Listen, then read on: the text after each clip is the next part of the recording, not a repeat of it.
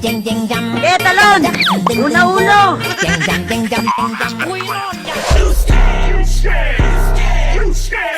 Kung hindi mo pwedeng Nakalabas yung mga kefi niya, Tio. Yung kefi niya nakalabas.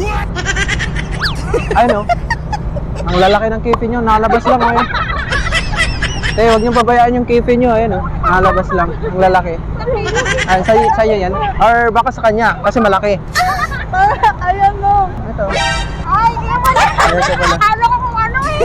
Nakalabas yung kefi niyo. Huwag niyo hayaan nakalabas kasi baka mamaya maano ng iba. Okay lang pag ako nakakita kasi kakainin ko naman to. Kakain lahat sa akin to. Sa'yo ito, kefi mo. Hindi, sabi niya kuya. Sa'yo ata to, malaki. Malaki. Sa'yo to. Hindi, malaki lang siya kuya. Okay lang amoyin ko yung kefi mo. Tingnan ko kung amoyin ko kung ano yung amoy niya. Sa akin din sa kanya. Hindi siya maasim, okay lang siya. O baka sa'yo to. Malaki, matambok. Ay, sa gitna na lang. Ay! Okay lang, dalhin ko yung kefi mo doon sa kwarto ko. Kasama ka.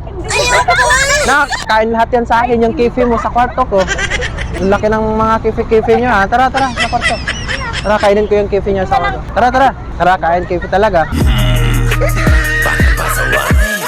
Ice cream yummy. Ice cream good. Ice cream yummy.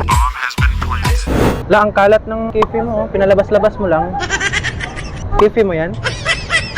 Nilalabas-labas mo lang yung kefi mo? Ha? Ay no, sa may ano. Kefi mo yan. Matambok yung kefi mo ha. Sa'yo to? Nope. Ba't nasa bag mo? Pinalabas-labas mo lang yung kefi mo? Mainit to, mainit. Baka maano yung kefi mo. Huwag kang mahiya. Nilalabas-labas mo lang yung kefi mo. Masarap pa naman to. May ano to may parang katas-katas. Baka mamaya, mainit to. Pinalabas-labas mo lang yung kefi mo. Kain lahat to sa akin yung kefi mo. Okay lang amoyin ko yung kefi mo. Patay. Yari. Okay rin yung amoy ng kefi mo ha. Sarap kainin yung kefi mo. Sa'yo na yan. Bigyan ko sa'yo na. Matambok yung kefi mo ha.